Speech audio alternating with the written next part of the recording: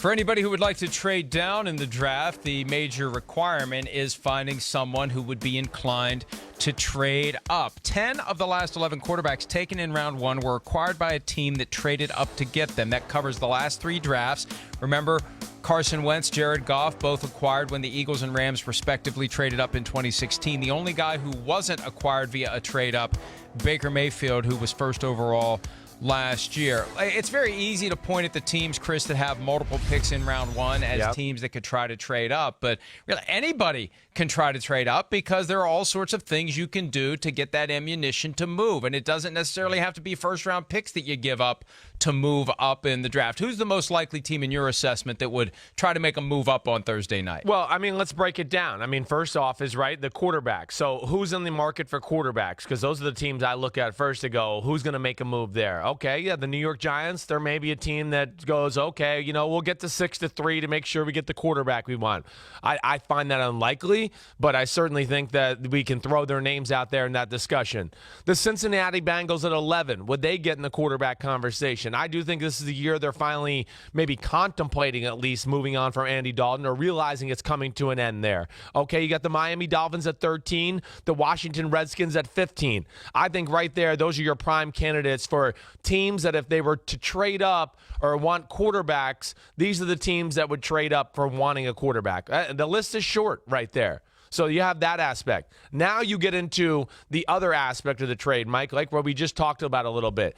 Quinnen Williams, Ed Oliver, you know, Nick Bosa. I think those are the three guys that would be worthy candidates where people in the top 15 might go, ooh, this guy, if I can get this guy on my defense, he can change me around. So now let's go to that list there, Mike. I mean, to me, that goes down to maybe the Buffalo Bills would be in that conversation. You know, with the Green Bay Packers, okay, maybe they want a difference maker in their front seven. You talked about they have multiple draft picks. Maybe they look at it and go, ooh, we get an Ed Oliver or Quinnen Williams or somehow Nick Bosa's on the board at 4. Maybe they make a move, something like that. But I think it's a very unique year, because of the quarterback situation. And nobody values any of those guys really as top 2 or top 3 picks.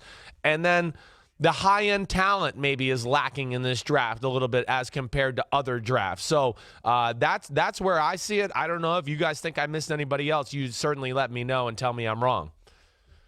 No, I think that makes a lot of sense, and it can go in a lot of different directions. You can see a lot of different opportunities. And one thing that is implicit in trading up from out of round one into round one. We've seen that happen over and over again where teams will come up back into round one after already using a pick in the first round, getting back in and picking a quarterback late in the process like the Ravens did last year when they got Lamar Jackson at number 32. Remember, there's value in being that team that holds one of the low picks in round one. You get the guy for 5 years. It's better to get a guy at 30, 31, 32 than at the top of round 2 because you control his rights for that 5th season. And the players, for the most part, don't realize that. They just think that it's better to be a first-round pick than a second-round pick. Yep. Not necessarily. If you're low enough in round 1, it's better to go top of round 2 than bottom of round 1. So I would watch that too. I think that's where that possibility for that 5th quarterback comes in. Somebody loving a guy and deciding we want to get him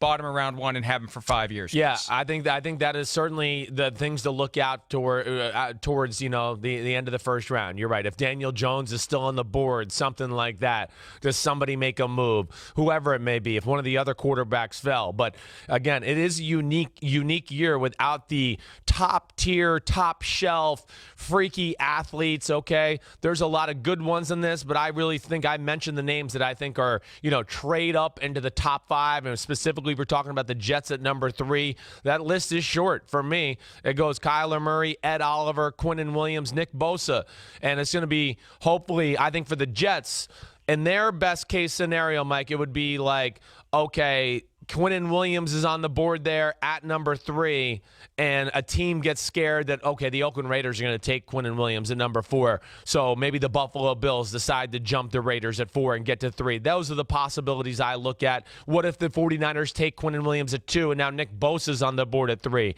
Does that change the dynamic? And now another team goes, oh, wow, well, I don't want to leave him on the board for the Oakland Raiders. Same type of thing, but I think that's where the Jets, come trade day, come draft night, that's when it might happen. And just because you trade up doesn't mean it's guaranteed to work out. No, it Last doesn't. year, the Saints went from 27 to 14. They gave up the 27 pick last year and a first-round pick this year, plus a fifth-round pick to get to Marcus Davenport. And so far, Davenport has not been nearly as disruptive as believed. Hi, I'm Mike Tirico, and thanks for watching.